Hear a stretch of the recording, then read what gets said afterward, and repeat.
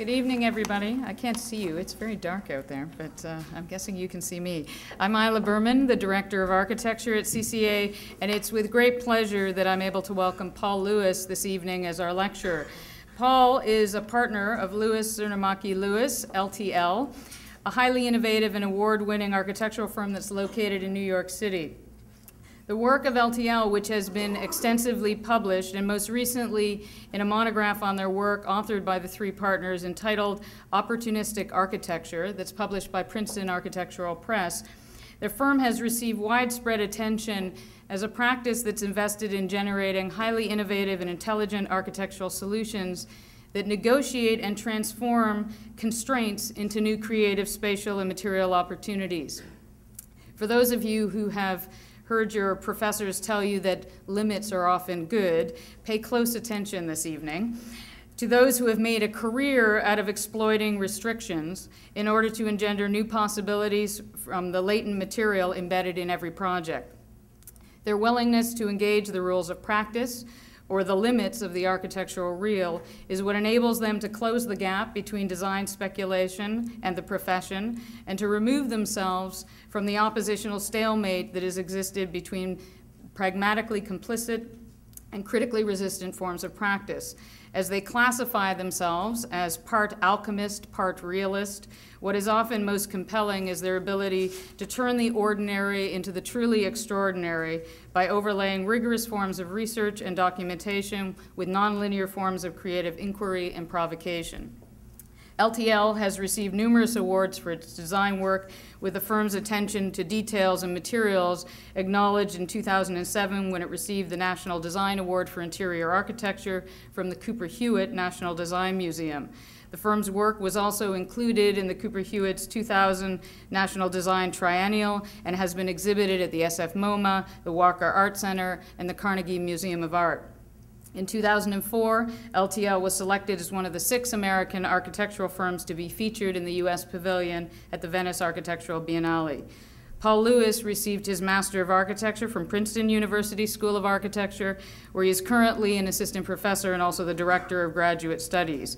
He is a fellow of the American Academy in Rome and the winner of the 1998-1999 Mercedes T. Bass Rome Prize in Architecture. And Paul is also on the board of directors of the Architectural League of New York. I'm very pleased that Paul has agreed to come lecture this evening. Please join me in welcoming Paul Lewis.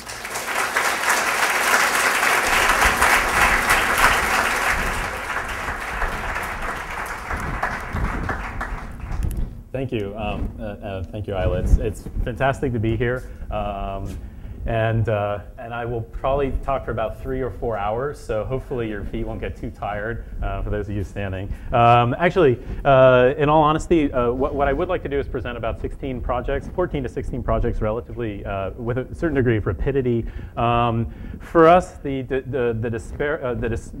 difference between the projects is mirrored by a consistent kind of logic that we bring to each project. As Isla mentioned, we try to kind of look very closely at the constraints that any project has as a kind of given, and to turn those constraints into a kind of generative trajectory for the project. In other words, we kind of seek what we call architectural play from the very kind of burdens that you might actually kind of bemoan at the beginning of a project. And often this involves kind of asking what we call what-if questions, questions that are looking for opportunistic exchanges really between material, budget, form, program, client expectations, code, etc. Inherently, the kind of different types of projects come with different types of constraints. And our work tends to kind of congregate into four different types of work: speculative projects, which are intentionally not meant to be built, exhibitions, more traditional architectural buildings, and design build interiors. And what I mean by the fact that they have kind of different natures to begin with, and they have kind of, as a result, different idiosyncrasies and different trajectories, is that, for example, speculative projects not meant to be built, therefore aren't constrained by questions of budget. They're often not constrained by questions of code, but they then have to have a kind of invention relative to representation, relative to the ways of kind of externalizing the project. So inherent in all 4 of these are a kind of desire on our part to kind of externalize work, to get stuff to the level of kind of seduction seduction and fruition, given the kind of different qualities that are inherent within the different types. So I'll jump right in and start with some of the design build interior work that we did in New York City. These were done in a period of about 2 to 3 years. There were about 6 restaurants, and restaurants in New York have a lifespan of about 1 year. So in a sense, we saw them as, and I'm not joking, actually, the average restaurant in New York lasts 1 year. So our assumption was that we wanted to treat these as really kind of material experimentations, almost more as a kind of family of kind of art installations, if you will. In part because every project is often, every New York restaurant really seems to be kind of split into 2 different personalities. On the one hand, the plan has to be highly efficient, which means that you have to kind of maximize profit, seating, et cetera, which in a sense limits the architectural invention or seduction to a thickened surface about 6 or 8 inches that form the perimeter of the walls and ceilings of these spaces. Often these spaces are very small also. And so for Fluff Bakery, we decided to work with about 3 miles of 3/4 inch felt and 3/4 inch stained Baltic birch plywood. And that this would then be aggregated or stacked similar to the way in which one would kind of stack bricks, frankly. And it had an interesting quality in that in elevation, or I should say in perspective, it induced what we almost thought of as a horizontal vertigo, kind of really a real velocity to the sense of the space. Whereas when you move to the elevation, there's a kind of a stillness. It affected a kind of calm. And if you notice here, this is actually a speaker. That's the transition from the wall to the ceiling. So not only did it kind of slow the optical effects, but it also kind of flattened space into a kind of single surface. We were working with a combination of felt and wood to achieve also different kind of performative qualities. We wanted the kind of recipe at the lower level to be darker to avoid stains from the coffee. And as you work your way up the ceiling, it would become lighter. In addition to operating acoustically, it worked very well as kind of seat backing. So we like to find ways that we kind of induce what we term kind of multivalent performance, that it operates on many levels, optically, acoustically, materially. From a budget standpoint, this was actually quite cost effective. Contractor originally listed this, the work on here at about $80,000. We were able to do it in our office for about $20,000 and made a small profit on top of it. So sometimes you have to get your hands dirty to realize your dream. The ceiling, we developed a kind of different approach. Whereas the walls had this kind of excessive linearity, we wanted to find a way that the ceiling light would actually kind of branch in a kind of quasi-organic way across the space, distributing light evenly, but without the appearance of kind of a kind of repetitive system. It had almost kind of a pattern that although it obviously was based on a series of bends, the accumulation actually became actually somewhat chaotic. And then from the street, we wanted to find a way that the architecture itself became the signage, the seduction. And here we reference this as similar to the moment in Star Wars where they jumped into hyperspace, that kind of extreme velocity. And this restaurant lasted 8 months before it got turned into an Irish bar. Zing Restaurant was an interesting condition in which you had the Manhattan dumbbell problem in plan, namely that there are the light wells of the tenement building above pinching and separating the front space from the back space. So our thought was, rather than try to kind of force a singular reading of the entire interior, what happens if we actually accentuate this difference? In a sense, using the kind of surrealist game of the exquisite corpse, where one person draws the leg, connects with a tiny tissue of two or four lines. Next person does the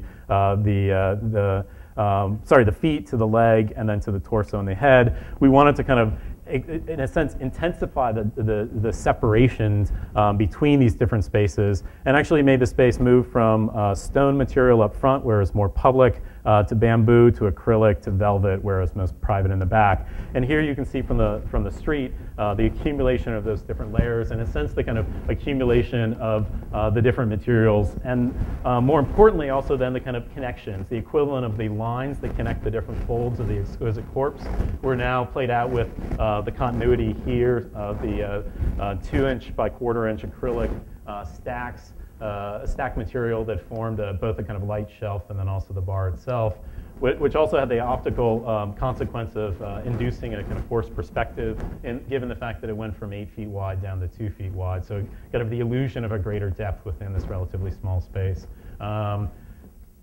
And then finally, to the back of the space, looking at, thinking about the space almost as an inhabitable banquette, that the architecture really became a piece of furniture completely lined in velvet. This is now a lasagna restaurante. It used to be fusion, it's still there, but they've added some awnings. And they actually asked us at one point if we wanted to come in and turn it into an Italian restaurant. And I think we declined for fear that we couldn't, we just didn't have the heart to do it. Anyway, so Tide's Restaurant. This was a project where the space was actually higher than it was wide. And we wanted to try to find a way that working with objects that were going to be used in the kitchen, we could actually use the ceiling as a site of distraction to mitigate the fears of claustrophobia.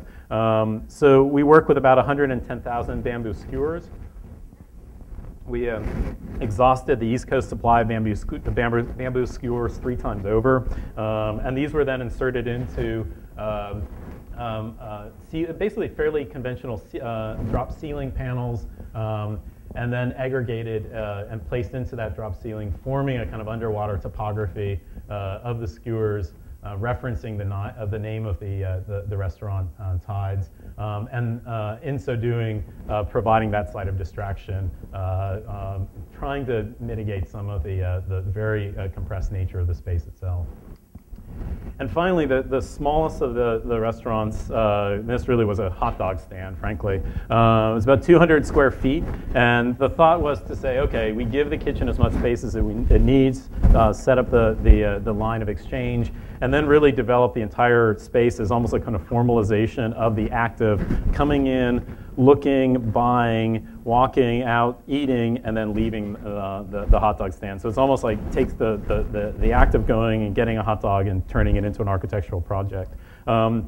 The space, as I mentioned, was very small, and so we counterintuitively suggested to the client that they actually make it smaller, that they raise the floor 6 inches and then drop the ceiling about 2 feet 6, moving from a space that's about 11 feet up front to barely 7 feet in the back.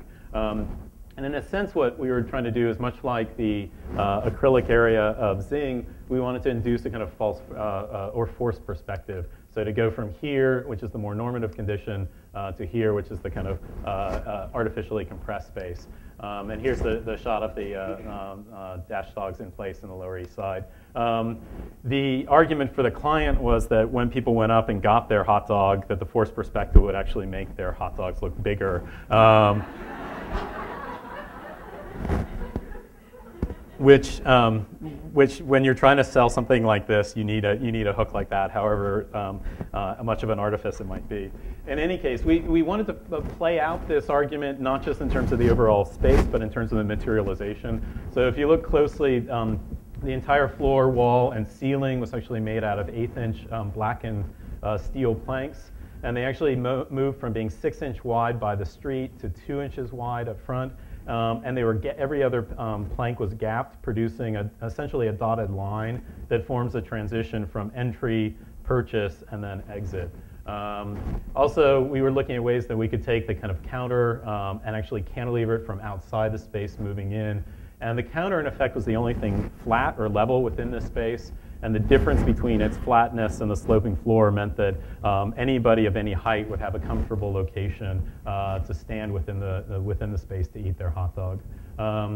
It was made out of kind of stacking acrylic, bamboo. And that bamboo, I don't think you can quite see it, but the steel structure in the middle is actually equivalently gapped to match the gaps in the floor. These are kind of details I don't think anybody noticed, but we got very obsessed with them. As a final detail, one of the things, because we ended up making all of the kind of final surface on here, when you're drilling steel, the most painful and time-consuming thing is actually kind of notching the location of the drill point.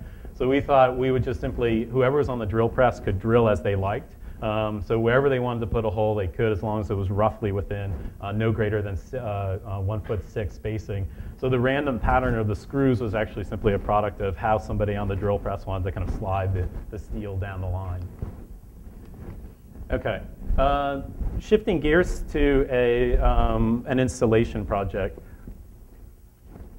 This is the plan we were given for the Venice Biennale from 2004, the United States Pavilion. And Architecture Record curated the US Pavilion that year, and they asked 6 relatively young architects from the United States to exhibit their work. Each of us was charged with rethinking a particular American building type. We were asked to rethink the parking structure. And this is the plan we were given. We were actually told we would have this front space. And when we first got the plan, we were quite excited. We figured, oh, look, we're right in the front of the building. It seems to be the largest room. Isn't this great? And then we actually got a photograph of the American Pavilion and realized that we were being asked to exhibit drawings and models, architectural representations in a space that was fairly inhospitable to the delicacy of that work. Not only that, we had to confront the fact there were almost no wall spaces that one could really exhibit on.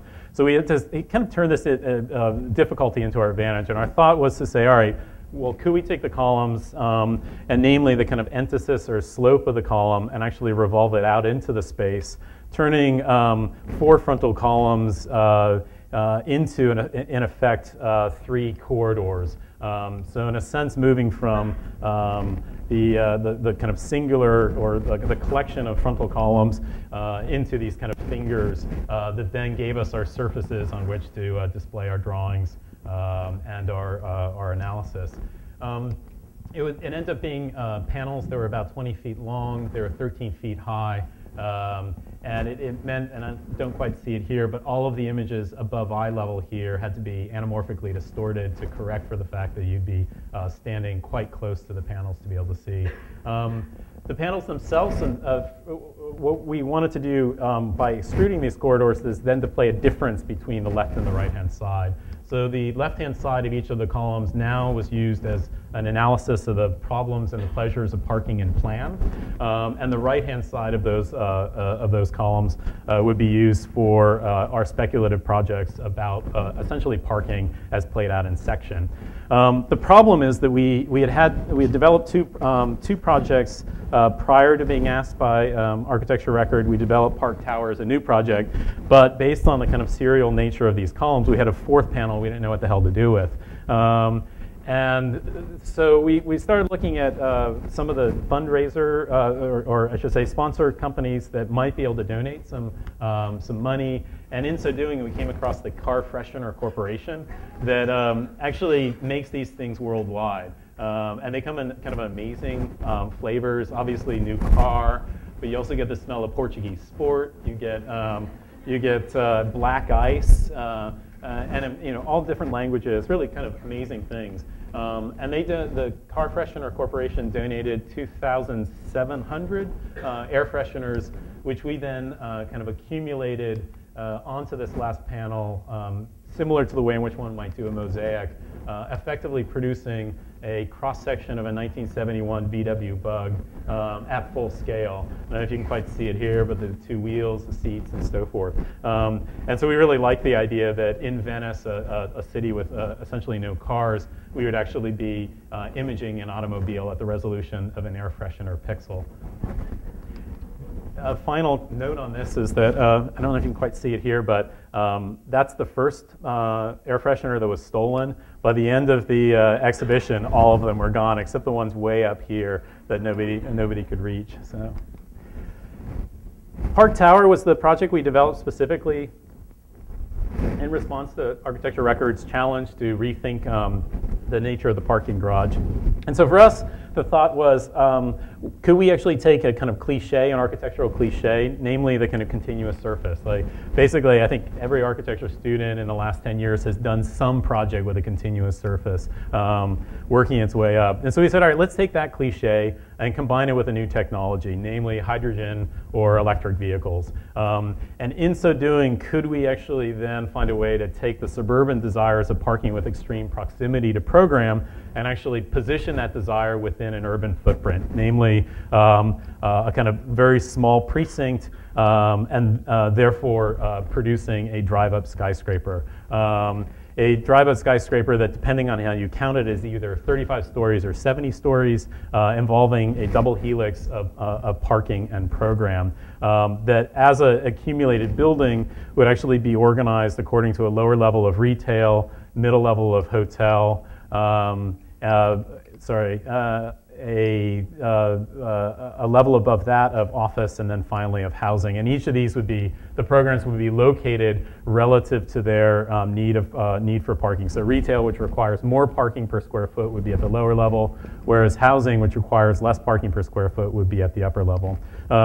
So in a sense, we got this kind of cross-section through a tower, a mixed-use tower, that effectively allows one to drive and commute all the way up the building, both through parking levels and also a series of express ramps that kind of bypass every 5th floor.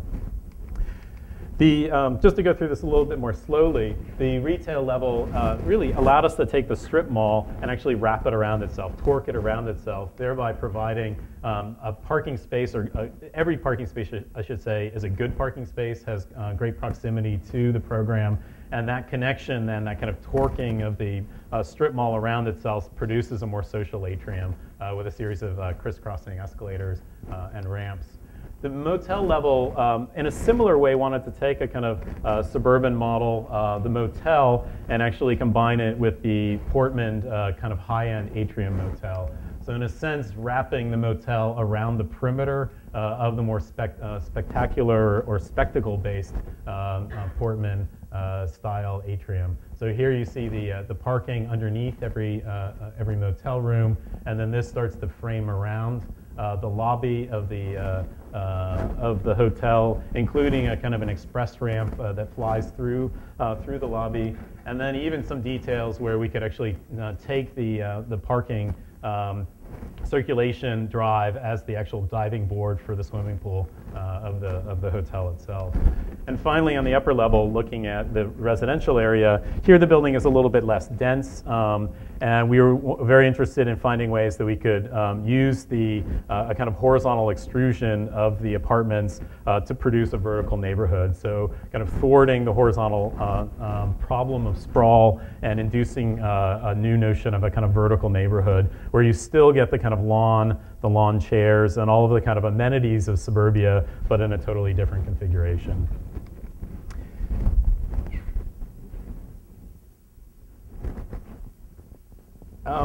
This is shifting from a speculative project to a more, I guess, conventional architectural project. We had worked with the College of Worcester in Ohio to look at de-densifying 3 existing dormitories, and that over a period of about 2 or 3 years led to developing the program for a new residence hall that would be located here. The College of Worcester is a college of about 2,000 students, small town in Ohio, and interestingly enough, it turns out that the actual hallways of the dormitories are really the streets, if you will, for the students. It's their urban life. It's the center of their focus. So not only did we want to find a way in which the building would actually work well relative to its kind of corner site, allowing access into a garden beyond, but we also wanted to find a way that the hallway itself would be treated as a street. We moved away from suite-style living or apartment-style living, which was the kind of trend in college dormitories, back to the double-loaded corridor. It's less expensive, and most importantly, it induces more social exchanges. And in the era of iPods and various other personal devices, architecture has the capacity to induce greater socialization, and that's precisely what we wanted to do with this residence hall. So all of the social spaces, the lounges, the study nooks, the circulation, the elevator, the kitchenettes were all congregated around this exterior space. And the exterior space was actually kind of an interesting byproduct of a kind of requirement that came with the project, namely that the donor, Mr. Bornheater, wanted to put his name on the biggest building that he could fund, but the program actually required two separate buildings based on we wanted to limit the halls to about 30 students, and the height limit on campus was 3.5 to 4 stories.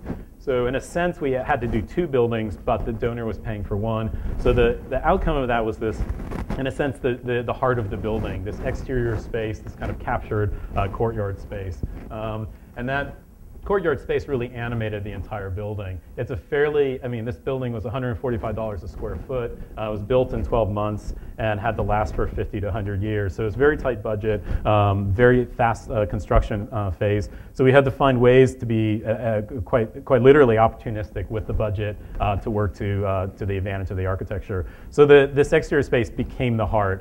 It both animated the space during the day, and as it shifted from day to night, you'd get these kind of great transitions of light as the sunlight would cast through the channel glass up front, and then at night you get the kind of shift of the intensity of the study nooks coming through that glass. The channel glass was actually installed at 45 degrees, so the building would appear to be more transparent from the street, but provide some degree of privacy from the cars as they drove around the corner. As I mentioned, the heart really was this theater space, this exterior courtyard, where each of the hallways had their own cantilevered kind of study nook. And these would then be played off against the pre-patinated copper and the 45-degree channel glass. All of the lounges were aggregated to the back of the space and covered in a curtain wall, allowing anyone in any one of the lounges to find out what's kind of going on within the rest of the building. And from the inside, this curtain wall allowed for as much continuity as possible to the park that existed beyond. This is, for me, one of the nicest moments of the building, where the buildings actually kiss each other right at that line. So from either direction, you can actually see to the outside. And then from within the study nooks, one has the ability to be in a kind of moment of intimacy or kind of ability to study in private, but also be able to kind of lean out and kind of glimpse the comings and goings of the building, and also look across to what's happening in the other theater boxes. So it kind of exchanges of being on display, just being engaged within this kind of more complex series of visual conditions. And finally, a detail that for us kind of epitomized the project, taking the most monumental aspect of the building, the kind of eyebrow, and turning it into a kind of prosaic scene. So shifting from the monumental to the kind of human moment within the architecture. I want to talk about what were both called visioning projects, which is another way to say that this is where architects are brought in to make real estate look better than it might actually be. That's a cynical way of describing it. But these were both projects for different neighborhoods within New York City who felt that they were much maligned. They were going to be the locations of either bus depots or garbage dumps. So they went, kind of reached out to architects to find ways to kind of come up with a vision, a kind of an approach to how they might be seen. The first one was Hudson Square, which is on the west side of Manhattan. This is actually Canal Street coming across here. This is the Hudson Square area. And it's actually a kind of an interesting space in that it has two gigantic buildings, very large, kind of almost kind of mega structures. Large superblocks is the better word. The UPS building and the St. John's building. They cover about actually 4 to about 6 blocks respectively. And our thought was, could we actually maintain the idiosyncrasies of these buildings, but still return the grid? Could we actually get the grid and the super block to coexist? And quite literally by taking the grid in section and moving it up through the super block, imagining that the main road, Washington Street, would actually be elevated to use the roofs of the building as the main street level, working with a kind of a new park-like surface. And most importantly, then, thinking about ways that we could actually take the sidewalk and extend the sidewalk as the grid through a series of vertical ramps, working its way up over this lawn, engendering a kind of new type of apartments that are projected or cantilevered off of the sidewalk. So here's the view looking at the way in which the streets are being brought up on top of the roof of the UPS building, existing UPS building, and then the way in which those sidewalks would be extended through a series of ramps leading to apartments that would cantilever to the south, creating these kind of new courtyards or neighborhoods, and then developing the apartment. That's a kind of diagram of how they might exist. Now, the interesting thing for us is that these kind of projects have to actually come to a level of believability, and that believability is, I mean, in a sense, this is not going to be built. It has to actually be drawn in such a way that it gives a kind of vitality and legibility to its potential. And so, for us, the kind of nature of the kind of cross-sectional perspective, being able to kind of both show a sense of inhabitation, but also a kind of dimensional, a moment of being able to see the kind of organization, playing off the ability to, in a sense, inhabit a drawing, but also show how it works through a kind of more abstract cut. If you look closely, you'll realize there's some structural problems with this, namely, but there's a level at which within a 1 month exercise, the intention is not to be built; it's to make a space and a kind of an intent and a typology, a new model legible. The second is a more recent one. We with a number of other people, worked on for Greenwich South, which is the area south of the World Trade Center, which is here. It's east of West Street, north of Battery Park, and west of Broadway. And we were asked to come in and look at this, look at the neighborhood from a sustainability standpoint. And this involved kind of at least two paradoxes. On the one hand, a lot of aspects of sustainability are actually not best made legible through architectural means. In other words, mechanical systems, insulation, energy use, water retention, these are not always best illustrated through architectural techniques. On the other hand, as I mentioned before, there is an imperative that the architectural representations actually give a kind of a future or kind of a sense of what might happen. So we end up kind of doing drawings like this that start to look at ways in which one could kind of push green roofs to an extreme, pull back from the number of cars that might be there, cover over the tunnels and so forth. But at some level, this type of project has a kind of limit, right? At a certain point, if you use a green marker, does it actually make it a green project? This was for us a kind of a tricky state to be in. It was a difficult project along those lines. What we also wanted to work on, though, is the other paradox, which is that simultaneously you have to be sufficiently pragmatic that one can imagine that it could occur.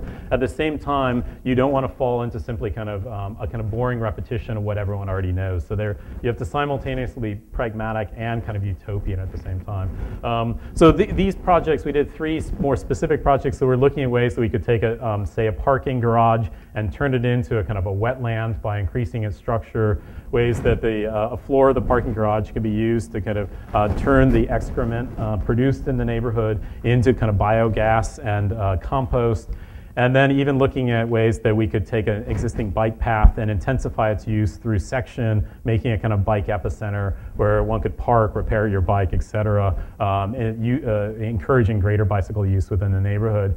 And then even a potential for what we call the green sponge, where in a sense a kind of new type of building, step back, a new urban type that was neither building nor landscape, really seen as a kind of a scaffolding that would then be inhabited by plants, various lightweight pathways for pedestrians.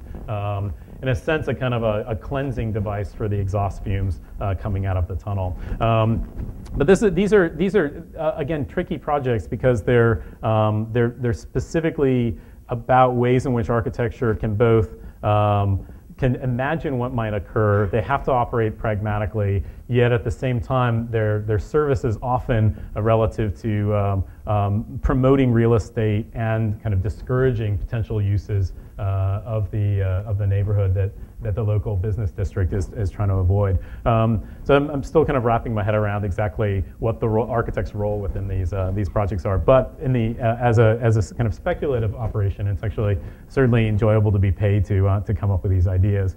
All right. I'll move to some more recent projects. This was an office space for NYU, about 16,000 square feet in New York, where we were asked to actually combine about 6 different offices into a single office of social and cultural studies. And by the time we actually counted up every faculty member and positioned all of the faculty members who had requested offices that had windows, we essentially had kind of occluded and blocked off the entire space. And so in some ways our role was to actually try to edit back, to try to move, to try to find a way we could carve out public spaces, carve out student gathering areas within this number, trying to find different ways to kind of double people up to be able to gain social spaces within this. Our worry was the kind of rabbit warren, of too many offices and not enough kind of sense of volume. So the other technique was to try to find a way that all of the architectural forms would appear to be added into the space, so that they would stay shy of the ceiling. They would appear to, in a sense, float. And even looking at ways that we could take walls and actually extend them into grounds, treating large volumes as being figural within this fairly large pancake floor space. Here looking at working with different stripes of cork and a wall that inclines in an opposite direction down here and actually pivots the opposite way until it hits the back of seats, and even a detail where we could take the faculty's books and make them a kind of a display case that people could pull out and witness what had currently been written. The lounges were working with perforated ceilings to try to animate the space, and even looking at what we kind of called floor snakes that would kind of grow benches out of the floor. And here looking at the collection of offices, and again the detail where a faculty member could have placed their book in their nameplate, so their book became essentially kind of an identification, arguably a way of the argument was that we could let the faculty show the students what they were reading or should be reading, and then provide some degree of transparency for a wall that, if we had built it solid, would actually simply turn this into a fairly unpleasant hallway.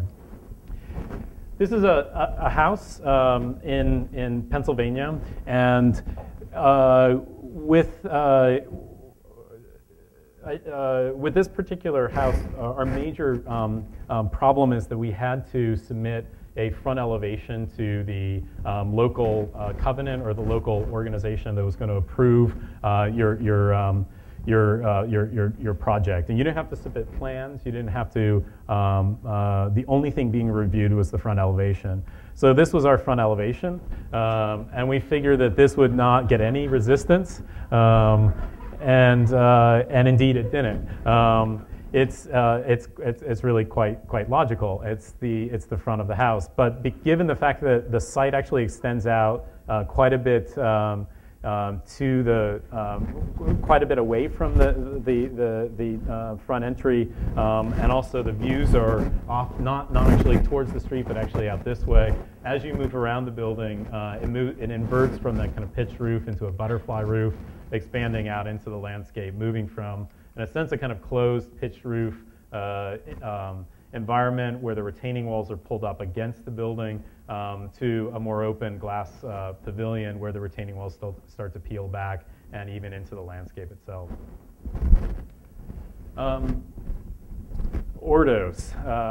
You may or may not have, at this point, I think most people have probably heard about this project.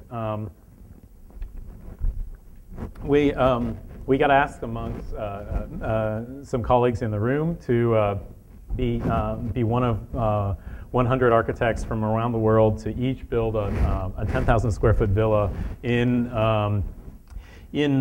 China, in Inner Mongolia, in Ordos. And so this is the anticipated development, and this is the kind of incredibly egalitarian master plan. Some might say ruthless, others say it provides great equality and a kind of common ground in which to judge the differences between the different projects. Here's the footprint. Everyone was given the same footprint to work with, and this is our site down here. We drew numbers out of a kind of a lottery, and somehow we got into a kind of New York ghetto down here.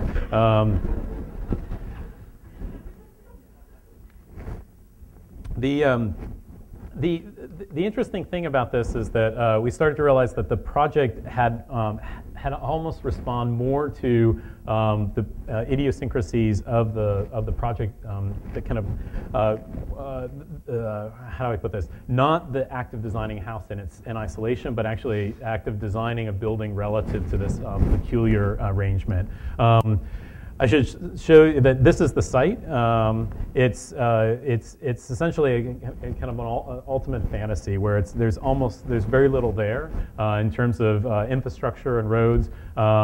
There's the anticipation of these 100 villas and the kind of development that works in conjunction with it. And here's what happens when you distribute 100 international architects. They're all wearing black. And that's my brother. And the photographs kind of speak for themselves. There's no question there's a surreal moment to this. This is our site, number 93. That's Mark Cermacchi, taking a lay of the land. I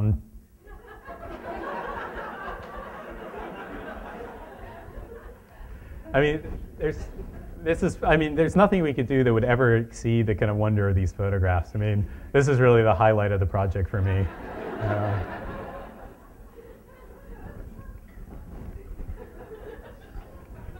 Okay, so we still did respond to this kind of great possibility of doing a very large house, actually much larger than we've ever designed before. And when we started to realize there were actually three constraints that we're going to have to contend with by visiting the site. One is that there are two building types that stood out for us. One is a building that attempted to actually exceed or at least push the limits of the local construction industry. A much more ambitious building, but it actually suffered as a result. It didn't seem as though the kind of construction industry had the capacity to, in this local area, to deal with some of the issues, the complex and forms. You end up have moments where that's one of the strangest hand railings I've seen. But we realized that since we actually were not going to be in charge of the CDs, we were not going to be in charge of the construction documents, that we had to actually accept a certain amount of, we had to release a certain amount of control, and therefore we couldn't push the expectations of the construction. In part, and here's another detail of that particular building. On the other hand, the other type of construction we started to see, a more traditional load-bearing stone work, was actually quite beautiful. This Ai Weiwei's work with fake design, and there's some really gorgeous qualities in the material. Again, fairly straightforward construction, but had really interesting qualities. So we realized that had to be a direction we'd go in. The kind of use of single materials, not in complex geometries, but in terms of fairly rectilinear, and making explicit as possible the role of those materials. The other aspect was that this thing was a kind of media circus, and that at some level your project had to actually be identified in as quick a way as possible. The diagram had to be seductive and carry the heart of the project. This thing was an architectural petting zoo. I mean, it's just which is both fantastic. I mean, it's really unprecedented, and it meant that what you're not doing a house on a landscape. You're doing a house within a context of a petting zoo. And so, how do you find a way that you actually produce interiors relative to this issue? So what we started to think about is can we work with, in a sense, a kind of way of imagining that the building is really split between public and private. The public is actually space actually exfoliates or moves out into the site and captures the site as interiorized spaces. So migrating the surfaces of those walls out to pick up the courtyard so that one could actually produce some sense of closure, intimacy within the context of this environment. And then to play up a way, or play with a way that each one of these walls would actually be treated with a single surface. They'd all be load-bearing walls, and then those load-bearing walls would work their way up through sections. So from the courtyard to the dining area to the wood of the pool, core 10 ceiling, each of these enclosures, the exfoliating lower level would essentially work its way up through sections. So here you see a moment where the tile actually works its way up and becomes the bathroom wall, and then even onto the rooftop.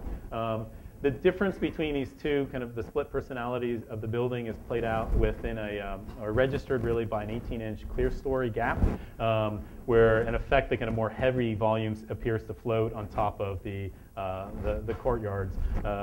Really looking at ways that we could get the public and private to have an interesting exchange in section, but still maintain that kind of diagrammatic clarity in elevation. Another view of the brick on top of the cast-in-place concrete. And here, the interiors, I think, are inherently going to be seem empty. We don't know who the client is. It's 10,000 square feet for ostensibly a family that's only supposed to have one child. So it's a little bit tricky to imagine how it's going to be inhabited. But I think that I think Ordos itself is a fantastic experiment, and I'm thrilled to have been part of this process. So, but the interiors were tricky, and we struggled with these, and I can't say I'm actually I have problems with them. Let's just put it that way. So. Okay, art house. Oh yeah, sure. But it's holding the mic, so yeah, sure. Or maybe I could just stand still like that. So, all right. Art house at the Jones Center. This project just broke ground 2 weeks ago, I'm very pleased to say, and should be completed in 2010. If you know Austin, it's dead center. This is the capital of Texas. This is Congress Avenue, and this is 7th. And it's right in the heart of the city. So it's a fantastic location. And the building itself was originally a 1920s theater, and then it was converted into a 1950s department store. And the department store, I think, closed about 15 years ago, and about 10 years ago, the lower level only was converted into a contemporary art center. And we were asked to come in and imagine how to, in a sense, turn it into a building that looked more like a contemporary art center, and also make the second floor and the roof available for more program.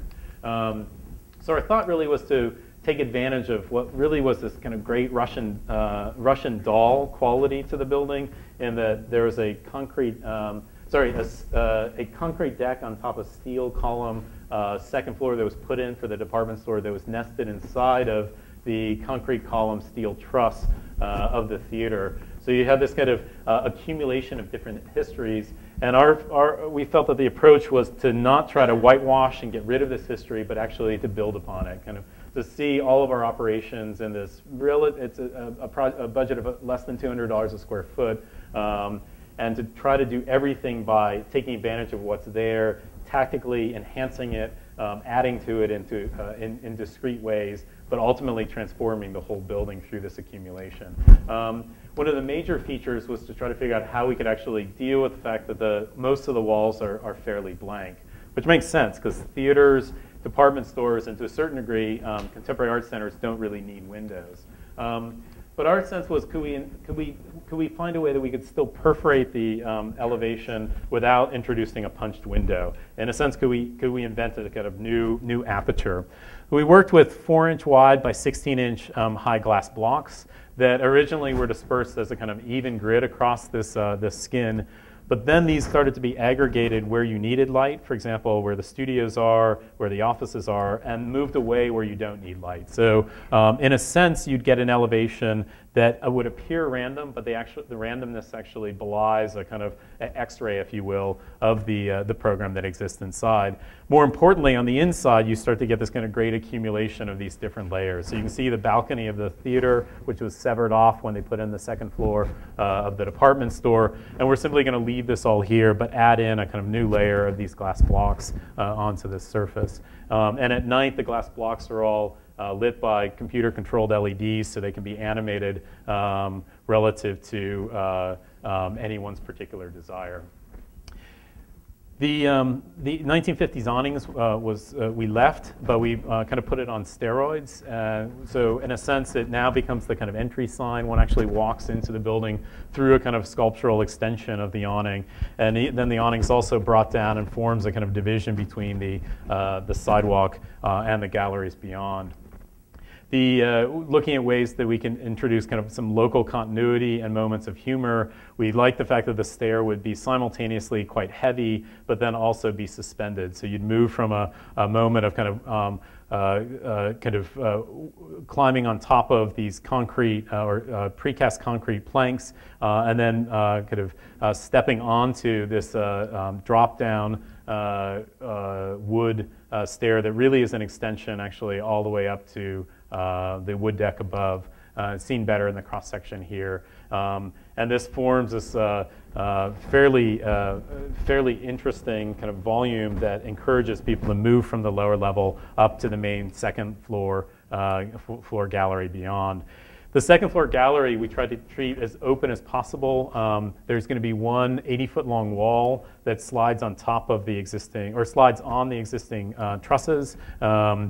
And interestingly enough, these trusses were actually too weak, and we had to even on their own right, they were too weak. So we had to add more steel to them. That steel is actually the track that now holds this moving wall. Part of the argument here is that often galleries build walls, tear them down, build walls, tear them down. So we wanted to find a way that you could have one wall that you could position in different locations. They would have to be reacted to, but would hopefully reduce the kind of waste of construction, and if not needed, could simply be pushed out of the way, covering over the features of the existing building that I showed in the previous image. And finally, the roof is planned to be simultaneously a kind of screening room, earned income location. Some of the Board of Trustees want to make sure we get this thing completed so that they can host birthday parties. It should actually prove to be quite a social center within the heart of Austin, Texas. The project has been going on for about 4.5 years, in part because there are a year and a half of fundraising. So we also got involved in architectural representations that became like fuller brush kits. So here's a fundraising technique where you can have your model with the drawings and be able to ship it around. And these have actually proved quite effective in that the fundraising's almost all in place. And as I mentioned, the project should open in about 8 months. And finally, let me move to probably one of the smaller projects we've done. And here we're asked almost to come in as artists. It was an interesting shift for us. And it's a building, we were asked to come in as artists to work in the context of a lobby in an SOM building in the Upper East Side of Manhattan. The building, unfortunately, the construction is a little bit slowed, but we've completed the art piece. So it's an interesting question. How do you do art within the context of someone else's lobby? I'm not a big fan of what I call kind of plop art that kind of sits there, doesn't seem to have a kind of an engagement with its environment. But on the other hand, we didn't want to kind of add something that wasn't kind of logical relative to the lobby itself. So our thought was, all right, what happens if we actually take the act of looking at our site here and use that to actually generate the very form that they would be looking at. So essentially, almost like kind of a piece that speaks only of the very act of what it's supposed to be doing. So we took a kind of standard locations of people within this lobby, mapped them against the kind of bell curve of human heights, projected those positions against the wall so that we'd basically have about, I think, about 200 positions within the lobby. We had 200 slots within the grid of our site, and in a sense, by having these cones of projection hit the wall with the assumption of about a 6-inch diameter, you'd get slight differences on the front relative to the anamorphic projection of these points of view, but the backside would actually start to really open up like Swiss cheese. So in a sense, one would get about 420 stainless steel boxes that you see here. And the corners of the boxes would then all register this grid on the front, whereas then the back would, as I mentioned, be much more opened up. Each of these boxes, here's a view of the kind of initial study. And we like the fact that there'd always be one moment as you walk through here where one of these would line up, but you'd never get the ability to look through it more than one time. There'd be hints of almost kind of lining up, but not quite. The piece was made by digitally cutting all of the boxes, all of the sides of the stainless steel.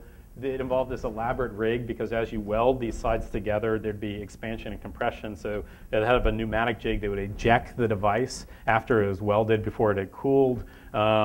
Each of these boxes was then hand ground. The inside was powder coated. There's an incredible amount of labor that went into each of these. And we got the opportunity to install it in a temporary space in Philadelphia because the building itself is behind schedule. But we wanted to kind of see what this actually looked like. The metal fabricator worked on this continuously for a year. And the effect is really quite interesting.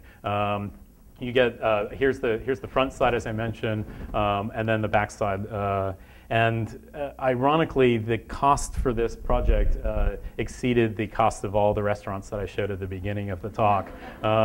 So how, and we got this budget by, this project by essentially being an artist. So yeah, it makes you wonder about the role of architecture sometimes. But anyway, so you get the difference between the front and the back of the piece. And some detail, the kind of close-up look.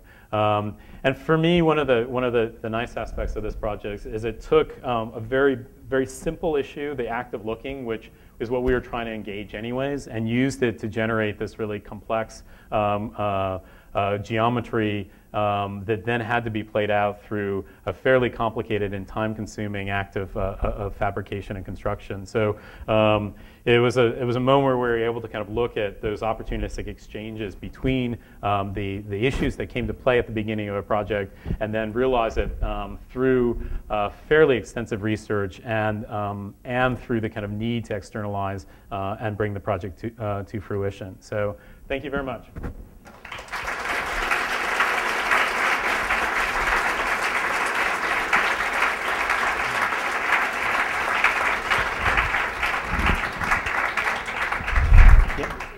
Sure, sure. I'm happy to take questions.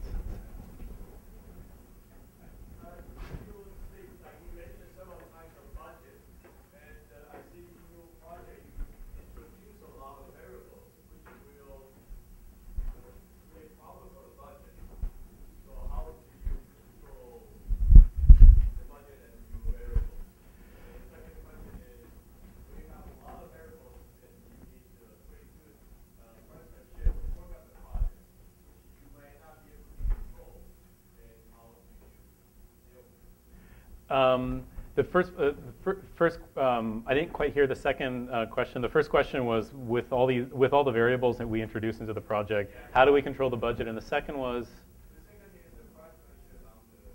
yeah, how do we control the budget when and the craftsmanship and a complicated project?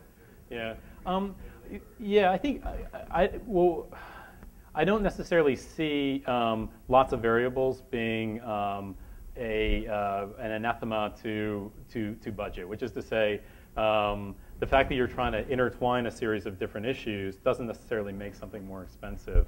I think for us, one of the real issues is the second half of that question, which is what we try to do as much as possible is test things out. So, and let me try to make a particular example in that the Fluff Bakery. The felt wall, which introduces lots of variables from your standpoint, a mixture of materials, it's unprecedented, it hadn't been done, contractor didn't know what the hell they were dealing with.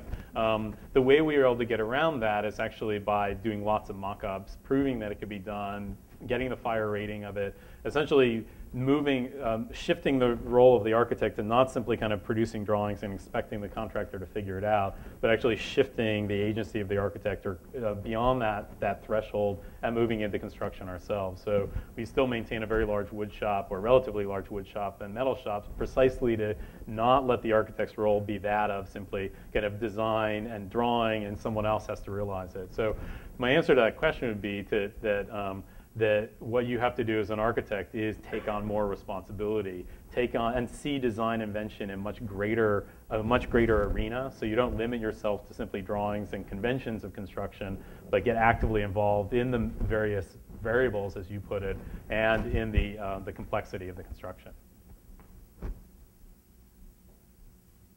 Yeah.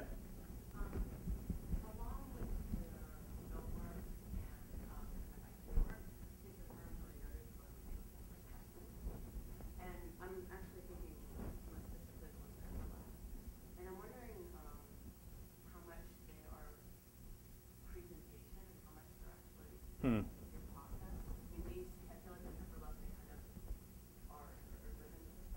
Yeah. Yeah. No, it's a really good question, which is do our drawings, are they simply representational tools, or do they actually test things? And then is the project itself based on the logic of perspective? And I'd say the answer is very much the case that the technique of doing the cross-sectional perspectives allows us to continue the design process. And quite literally, we'll be working in the office with a team of people, and the Rhino model's used to mass out positions, program, organization, and so forth. But then when the drawings are done over top of the Rhino model, that's when we, and it's usually the three partners, actually come in and add all the details, the handrails, organization, sorry, not organization, configurations, fenestration, et cetera, all the things that would take forever to render, if you will, we're able to do through hand. And then there's a kind of a process that goes back and forth. So in a sense, we're able to benefit in those drawings from the kind of painterly qualities that come out of renderings, namely shadow, color, tone, et cetera, but combine them with the kind of line-based issues of threshold, detail, edge, and so forth.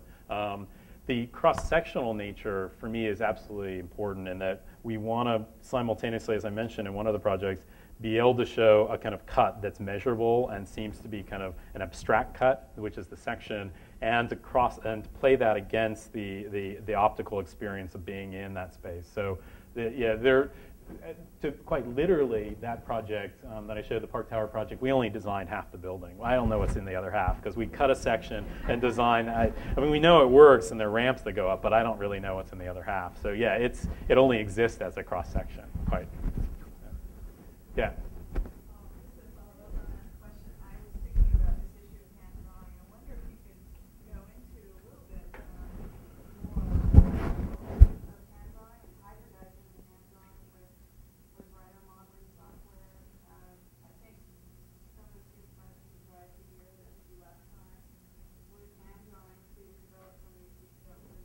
Mm-hmm.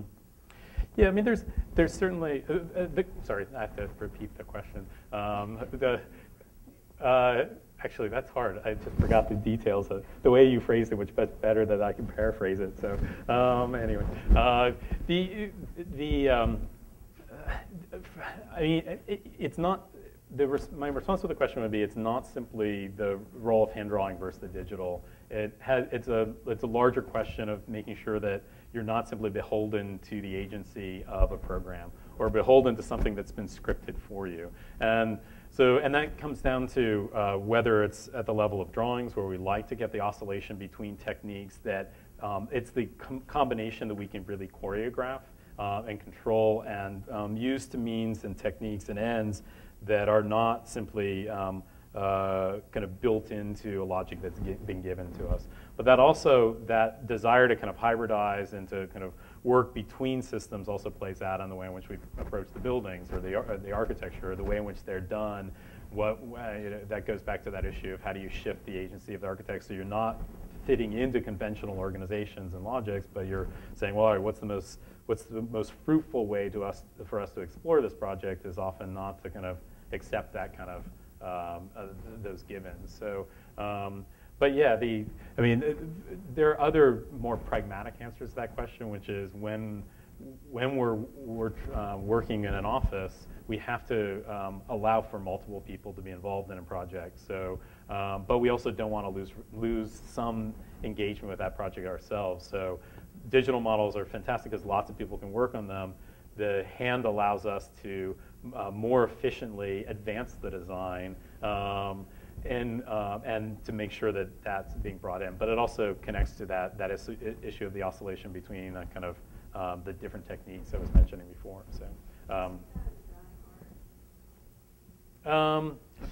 I don't bemoan. It's like, I think it has as much to do with the fact that we were educated at a moment where computers were coming into school, but a lot of our work's done by hand.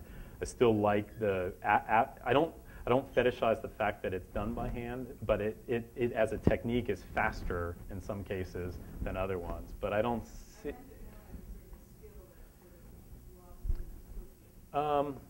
Yeah, I would say it's unfortunate that it's lost, but I also think that it's painful to teach. So I'm not sure I for years taught people how to hand draw perspectives. I'm not sure I ever want to do it again. So, but I do think understanding, vanishing point, station point, picture plane, understanding how the logic of these things are generated. So when you're in Rhino and you're trying to figure out how to do a dimetric versus a trimetric, which it doesn't do very well, versus a 1 point or 2 points perspective, you understand how it's configuring these things. I mean, it's an issue of knowledge and control, and I think hand construction actually gave you a greater understanding of the kind of different options. But it's different. I don't lament it from a kind of Luddite standpoint. Yeah. So, yeah.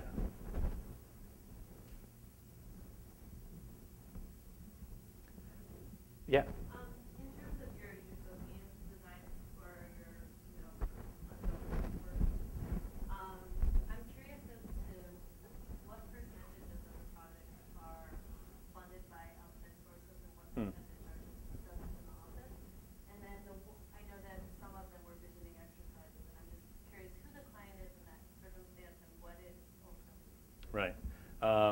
The question was who's essentially funding these projects, whether there's the speculative projects. I would say some of the projects are unfunded. They're simply, we were given an opportunity in a context of an exhibition, a gallery. I will say that as a corollary to that, we haven't done very many competitions, and in part because the United States kind of format for competitions are very frustrating. Most competitions aren't built, even though they're intended to be built.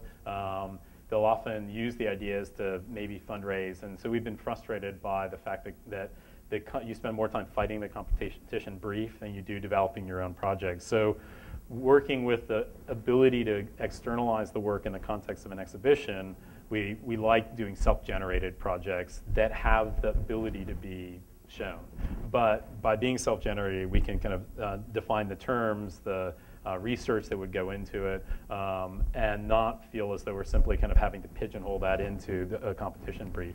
That said, the two visioning projects were essentially funded by their local neighborhood business improvement district. The latter one was funded by the Downtown Alliance, and the first one was funded by kind of an ad hoc organization around Hudson Square, real estate owners who were worried that the city was going to put a garbage dump, and they needed to find a way to image their neighborhood in a way to fight back against this impending worry.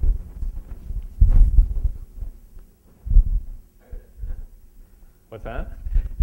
I think it's still in process.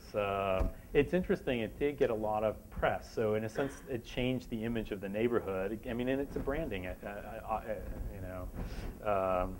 exercise, and at least for the moment, it forestalled. But I'm not. I have to admit, I haven't been following the nuances of it to answer that fully. So.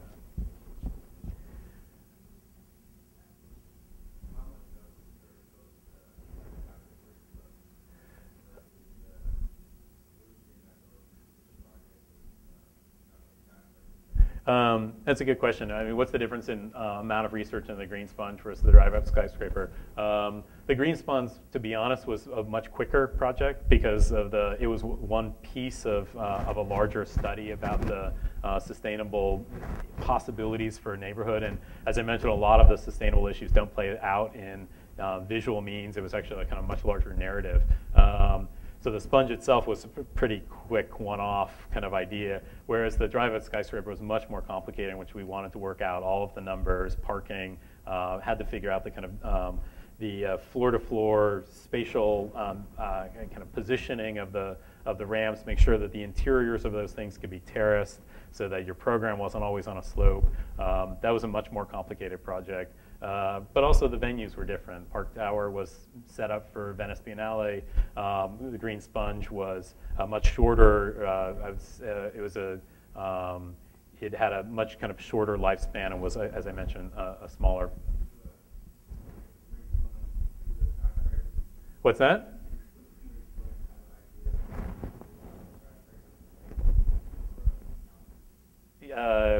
Actually, we could.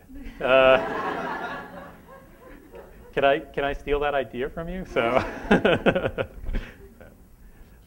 yeah. Last question.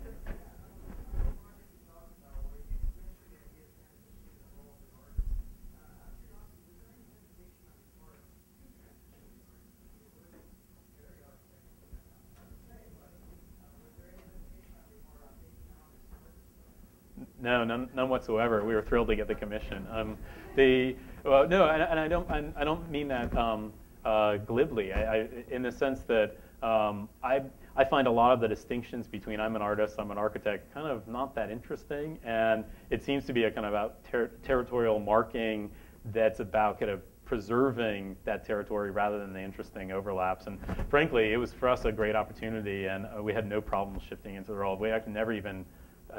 We never once hesitated to wonder whether it was something we should or shouldn't do. So for us, one of the intriguing things about that is we were asked to do it because of the restaurants, which were someone had seen us present the restaurants, was very interested in the way in which they transformed the nature of those interiors, and out of that wanted us to pursue that project. So again, I think that the divisions between artist, architect, landscape architect, et cetera, are more artificial and less useful than they might be claimed to be by their separate professional organizations. So,